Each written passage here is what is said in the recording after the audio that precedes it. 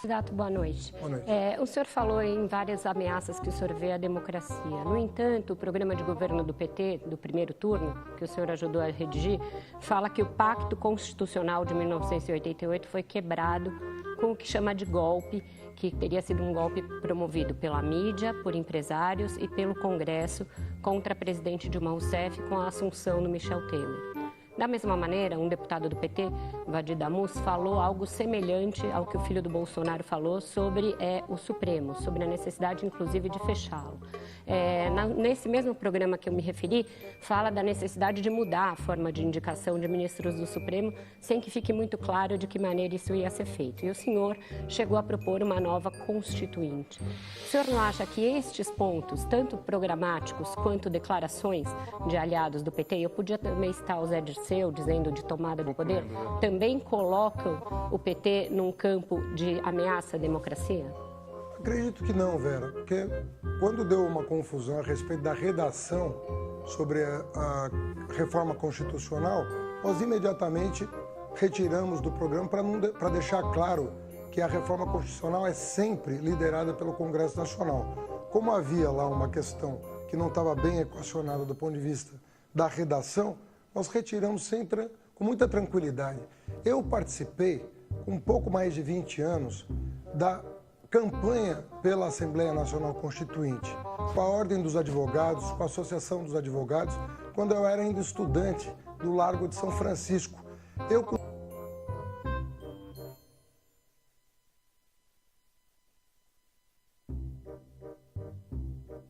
Do Largo de São Francisco.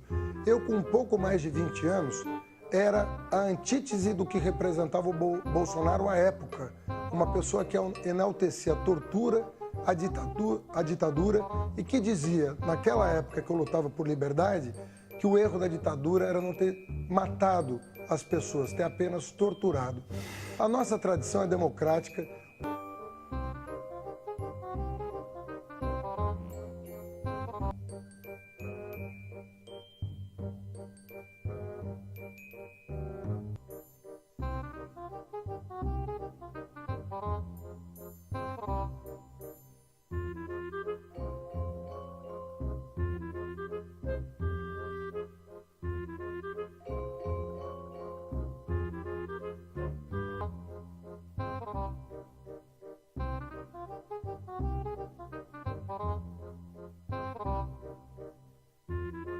Vicente. Boa noite, candidato. Quando a gente conversa com os eleitores, a gente percebe que eles não estão votando em Bolsonaro por causa do programa que ele apresenta, por conta das ideias deles. Eles estão votando contra o PT. Há uma onda avassaladora no país aí anti-PT. A que o senhor atribui isso? Onde foi que o PT errou? Sempre houve antipetismo, desde o nascimento do PT. O PT é o primeiro partido trabalhista de base no país. E eu diria um dos únicos do mundo. E isso sempre significou uma ameaça para aqueles que detinham o poder sem contestação. Então foi visto como uma novidade muito grande, mas sempre houve 25% a 30% de pessoas que rejeitavam o PT. Hoje essa rejeição é um pouco maior, em função de tudo que aconteceu.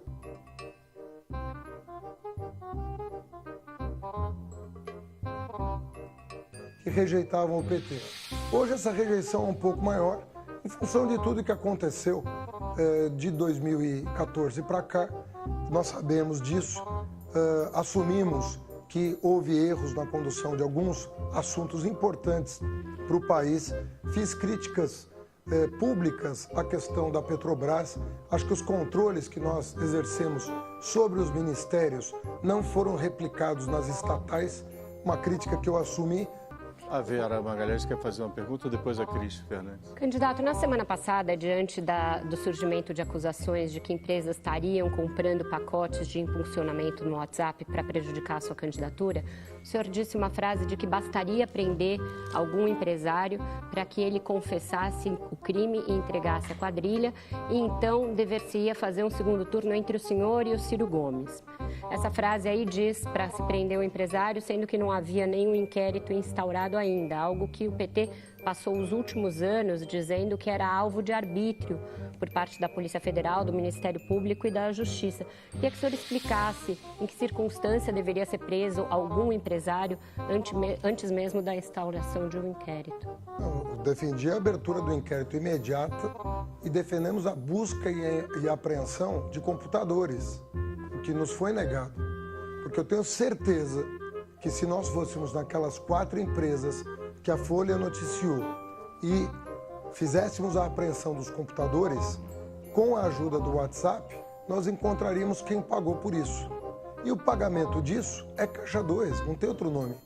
Todo o dinheiro que favorece uma candidatura que não é contabilizado no Tribunal Superior Eleitoral é Caixa 2. Se nós tivéssemos feito a apreensão e identificado a fonte de pagamento, nós poderíamos ter pedido uma prisão preventiva, porque essa pessoa está violando um princípio democrático. Como a própria Justiça já falou, houve juízes que disseram o seguinte: o Caixa 2 é um crime ainda mais grave do que a corrupção, porque ela coloca em risco a democracia.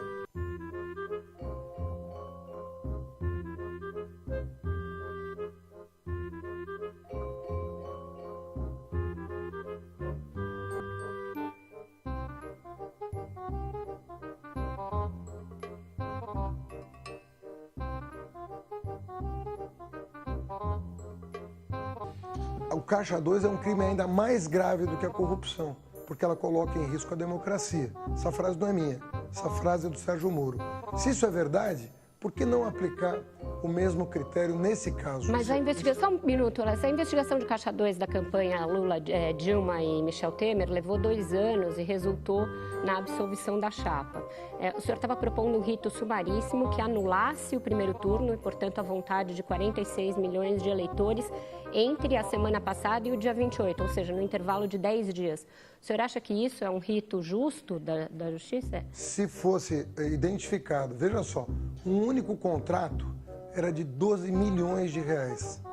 A 4 centavos a mensagem, quantos milhões de brasileiros receberam uma mensagem caluniosa a meu respeito e a respeito da minha vice? A estimativa que se faz hoje é que só contra a Manuela Dávila foram emitidos 13 milhões de mensagens pagas com dinheiro de Caixa 2.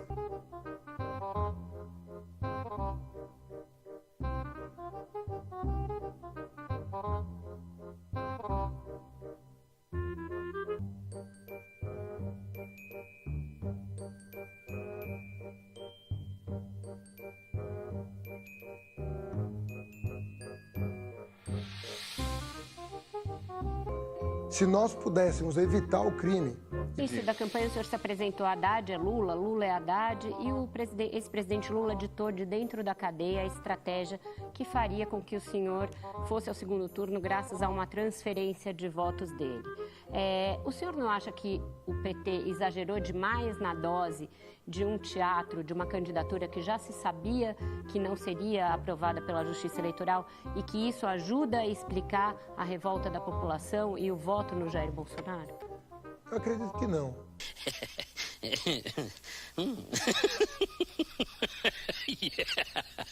Yeah.